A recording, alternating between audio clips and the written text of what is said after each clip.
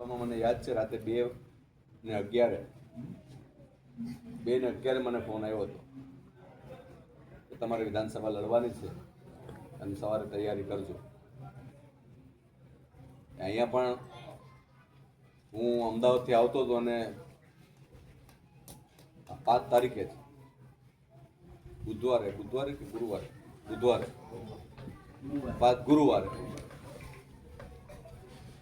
Driver નતા, હું ને ભાઈ દીપકભાઈ હતા. મહુવા પહોંચ્યો હતો ને લગભગ 6:02 થઈ ગઈ. મારા એક મિત્ર ડૉક્ટર ઋત્વિક પટેલ છે, એનો ફોન આવ્યો. મને કે અભિનંદન. મેં કીધું શેના અભિનંદન? તો કે તમે રાજ્યસભાના સાંસદના ઉમેદવાર જાહેર થયા છે. મેં કીધું મને તો ખબર નથી. મેં કીધું મોબાઈલ ખોલો. પછી મોબાઈલ જોયું તો પાર્ટીએ જાહેરાત કરી હતી કે 4 ઉમેદવારમાંથી હું હતો. અહીંયા બધા આજુબાજુના ગામમાંથી પણ આપણા બધા મિત્રો, સરપંચ, આપણા વડીલો આવ્યા છે. ત્યારે આપણે કહેવાનું છે કે ભાઈ આ રાષ્ટ્રનું ઉત્થાન માટે, આ દેશના ઉત્થાન માટે, આ તાલુકોના, જિલ્લાના ઉત્થાન માટે ભારતીય જનતા પાર્ટીએ નરેન્દ્રભાઈના નેતૃત્વમાં આ પાર્ટી અત્યારે એટલું કામ કરે છે આ દેશ માટે કે જેને આપણે ને તમે કોઈ કલ્પના ન કરી શકીએ. ઘણીવાર આપણે એમ થાય છે કે કદાચ નરેન્દ્ર મોદી ન હોત તો આ દેશનું શું થાય. એટલે એ નરેન્દ્રભાઈનો હું તમારા વતી અહીંથી હૃદયપૂર્વક આભાર માનું છું. એ અમિતભાઈ શાહ સાહેબનો પણ હું આભાર માનું છું. અમારા રાષ્ટ્રીય અધ્યક્ષ નવીનજીનો પણ આભાર માનું છું. અને ગુજરાતના પ્રદેશના પ્રમુખ જગદીશ વિશ્વકર્મા સાહેબ, એનો આભાર માનું છું. હર્ષભાઈ સંઘવી, આપણા ગુજરાતના નાયબ મુખ્યમંત્રી, એનો આભાર માનું છું. સંગઠનના ગુજરાતના મુખ્યમંત્રી ભૂપેન્દ્રભાઈ પટેલનો આભાર માનું છું. અને સંગઠનના મહામંત્રી રત્નાકર, આ બધાનો તમારા વતી અહીંથી આભાર માનું છું. અહીંયા જે લોકો છે, તમારા માધ્યમથી હું મેસેજ આપવા માંગુ છું કે હું ભારતીય જનતા પાર્ટીનો કાર્યકર્તા છે, હું કોઈ આગેવાન નથી. કાલે જેમ કામ કરતો હતો આજે એમ જ કામ કરીશ ને આવતીકાલે પણ એમ જ કામ કરવાનું છે. અહીંયા બેઠે છે બધાના લોકોને કહું છું, ભૂતકાળમાં ક્યારે કોઈની વ્યક્તિ પ્રત્યે ભેદભાવ નથી રાખ્યો. આજે આપને કહું છું ને ભવિષ્યમાં પણ કંઈ કોઈ વ્યક્તિ કે કોઈ સમુદાય પ્રત્યે ભેદભાવ નથી રાખતો. સ્થાનિક સ્વરાજની ચૂંટણીઓ આવતો એ પાર્ટી લેવલે પાર્ટીના કામો કરતા હોય છે. ભવિષ્યમાં પંચાયતની ચૂંટણી આવે છે તો એનાથી અમારે કાંઈ લેવા દેવા હોય નહીં. તમારી આંતરિક લડાઈઓ તમારે તમારા ગામ પૂરતી રાખવાની. મારા માટે તો બે વ્યક્તિ એક સરખા હોય છે.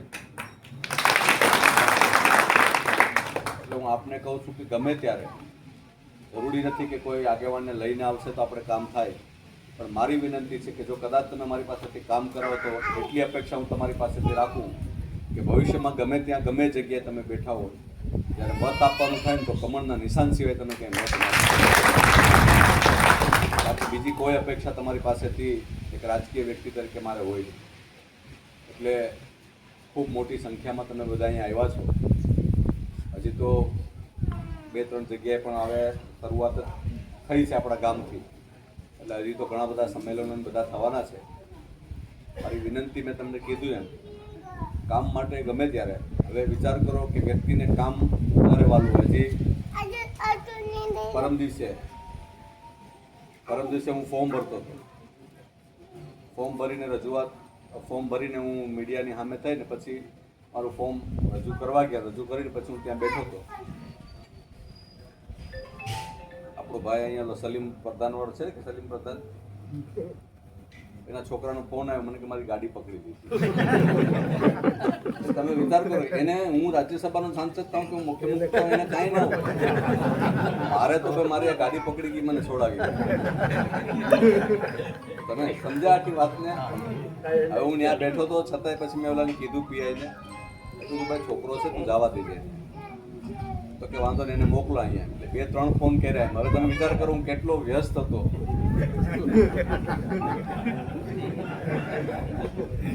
તમે વિચાર કરી લો. એટલે આજે ગઈકાલે ચકાસણી પછી અમે ત્યાં જ બેઠા હતા. તમારો ફોન પછી મેં કેતનને દીધું. મેં કીધું હાલે કોઈનો ફોન આવે તો વાત કરી લેજે. ઘરેથી ફોન આવ્યો કે ભાઈ લાઇટ ઝટકા થાય ને બિલ બધા પંખા ભરી ગયા.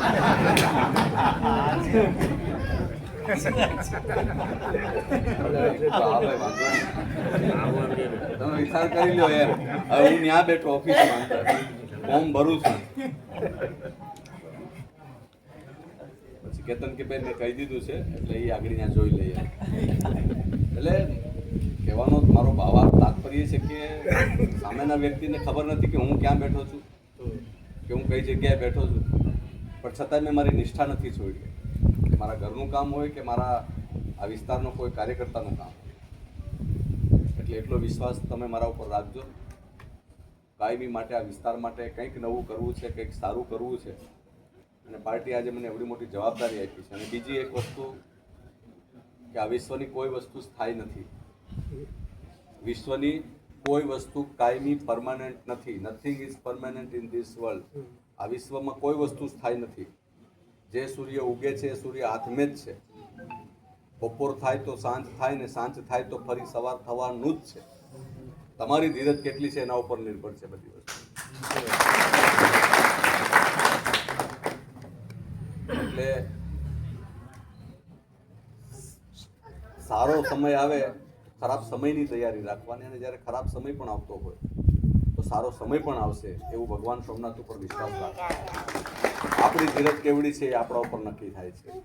એટલે ખૂબ ધીરજથી અને નિષ્ઠાપૂર્વક પાર્ટીનું કામ કર્યું. તો આજે પાર્ટી મને રાજ્યસભાના, હવે બાકી ગુજરાતમાં તેવા મોટા માથાઓ કેટલા બધા, હજારો માથાઓ, અને હવે એમાંથી મારા જેવા એક કાજલી ગામનો નાનકડો ગામનો એક બૂથનો કાર્યકર્તાએ મને અહીંયા સુધી પહોંચાડ્યો. એટલે આ રાષ્ટ્રીય નેતૃત્વના માત્ર ભાજપમાં શક્ય છે.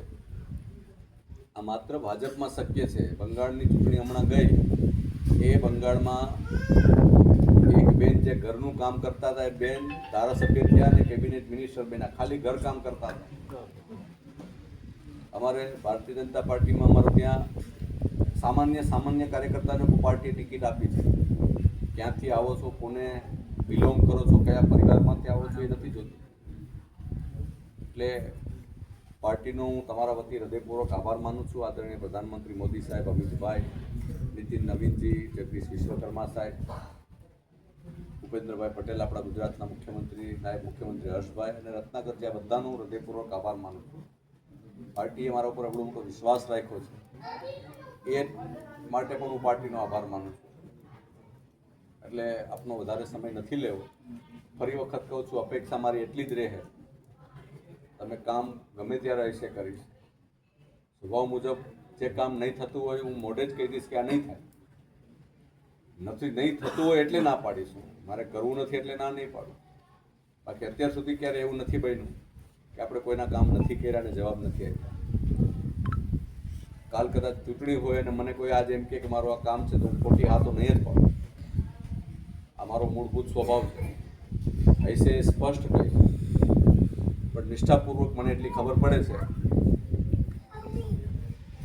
કે અમારો એક ફોન જાય તો એ કામ ન થાય એવું કદાચ 99% ન બને. નિષ્ઠાપૂર્વક કામ કરીશ આ વિસ્તારના વિકાસ માટે, આજુબાજુના ગામ માટે.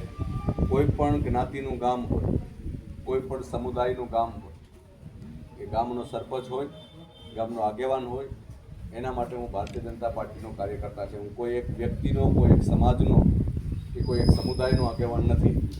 હું આ વિસ્તારનો આગેવાન છું.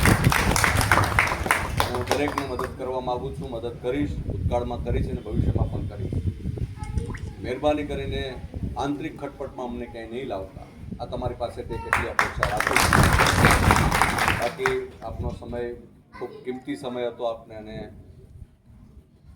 આ બધા અહીંયા પહોંચ્યા છે અને ખૂબ મોટી સંખ્યામાં. મને તો અપેક્ષા નથી કેટલા બધા હશે. તમારા ગામ પૂરતી હશે એટલે, પણ છતાંય ખૂબ મોટી સંખ્યા. માત્ર એક મોટું સંમેલન જેવું થઈ ગયું કે 500,000ની સંખ્યા ભેગી થઈ ગઈ. એટલે આપ સૌનો હું હૃદયપૂર્વક આભાર માનું છું. ફરી વખત ભારત માતા કી જય, વંદે માતરમ, સૌને જય શ્રી કૃષ્ણ.